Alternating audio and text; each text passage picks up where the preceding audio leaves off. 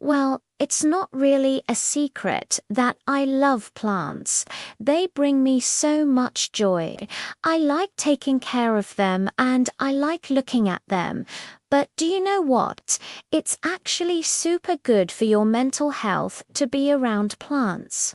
There are so many studies out there about how having plants in your bedroom or in your home can reduce stress, can help with focus, and can even improve air quality.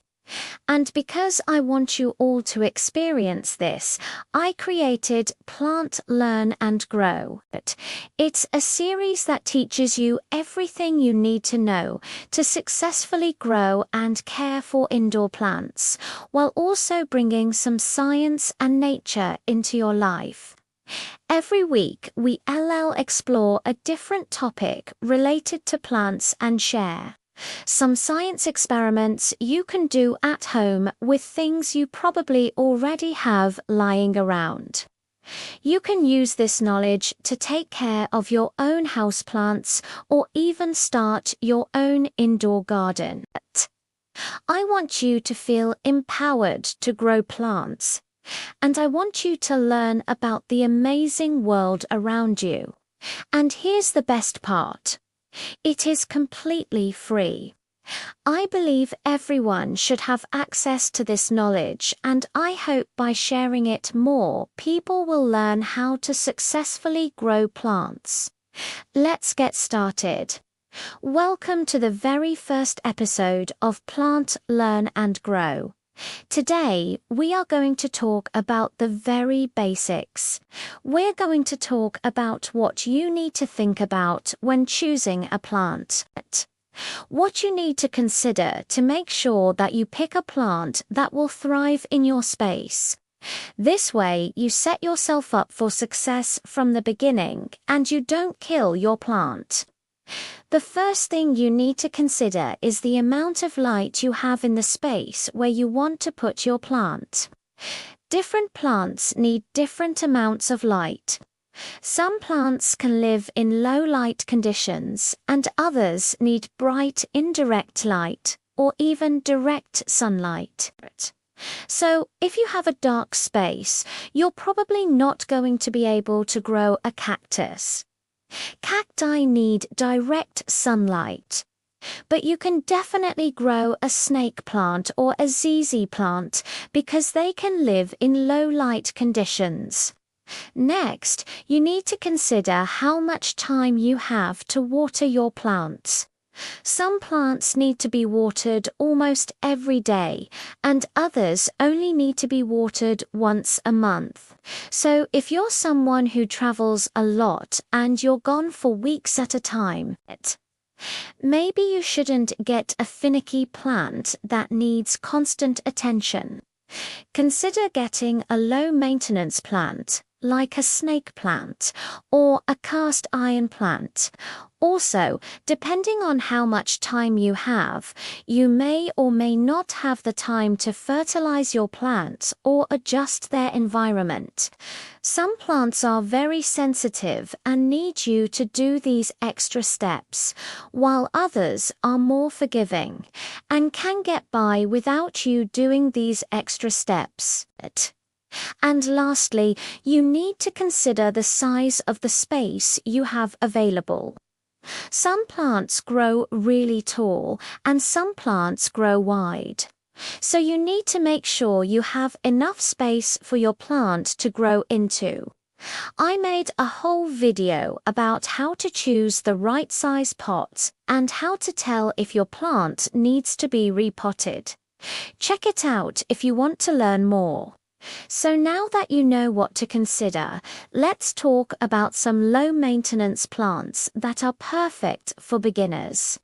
First is the snake plant.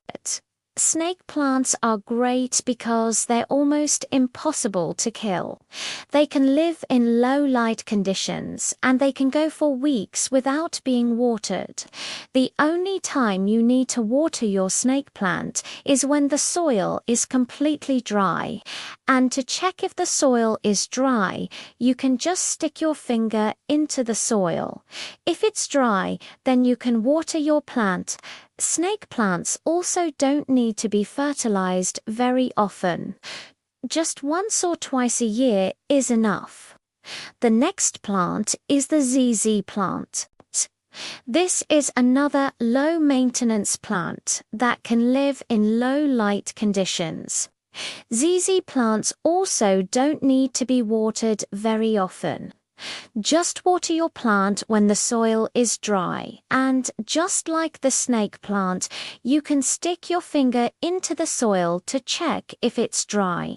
Fertilize your ZZ plant once or twice a year.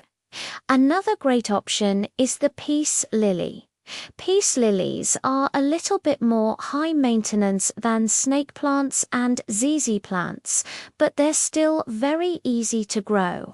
Peace lilies like to live in low to medium light conditions, and they like to be watered when the soil is dry. However, unlike snake plants and ZZ plants, peace lilies need to be fertilized every month during the growing season. Peace lilies are also known for being able to clean the air around you, so that's an added benefit. Lastly, we have the cast iron plant. A spurge has earned its name because it is almost impossible to kill. It can tolerate low light conditions, infrequent watering, and even extreme temperatures. It's also great for purifying the air around you. Just make sure you don't overwater it, because that's the most common way to kill a cast iron plant. I hope this gives you a good starting point when choosing your first plant. Remember to choose a plant that fits your lifestyle. If you travel a lot, go for a low-maintenance plant. And if you're a plant parent who has a lot of time to spend with their plants, you can go for a more high-maintenance plant. If you enjoyed this episode, please leave me a comment. Let me know what you want to learn in future episodes. Also, please make sure to like and subscribe. It really helps my channel and it tells the platform that you enjoy these videos. Now, let's do a fun little experiment. Have you ever wondered how plants drink water? Plants don't have mouths, so how do they drink water? Well, plants have these tiny little holes in their leaves called stomata. When the stomata are open, water can enter the plant through these holes. You may have seen water droplets on the leaves of a plant after the sun comes up. Where do you think the water goes? Well, it gets transported throughout the plant and it helps the plant photosynthesize and grow. To see this process happen faster, we can do something called inducing guttation. Have you ever seen a plant with water droplets on its leaves in the morning? These water droplets are a great example of guttation. Guttation happens when plants lose water through their leaves, and then they basically sweat out these water droplets. It looks like the plant is crying.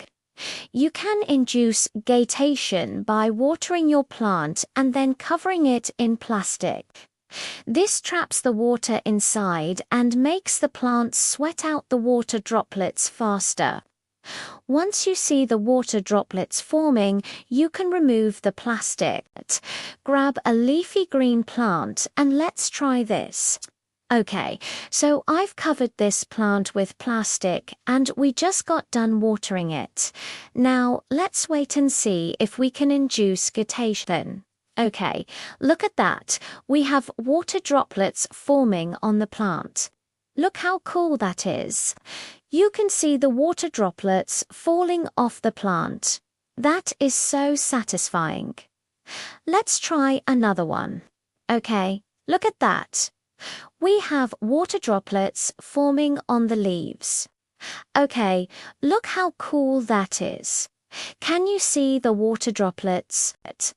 Okay, let's remove the plastic and let's see if we can stop the droplets from coming out. No droplets. Look, there's a few droplets left, but they're not actively sweating anymore.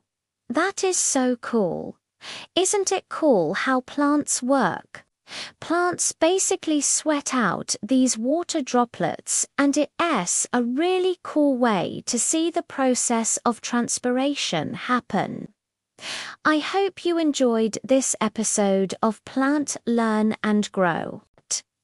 I hope you learned about some easy to care for plants that are perfect for beginners. Remember to choose a plant that fits your lifestyle. If you enjoyed this episode, please leave me a comment. Let me know what you want to learn in future episodes. Also, please make sure to like and subscribe. It really helps my channel and it tells the platform that you enjoy these videos. Thanks for watching. See you later.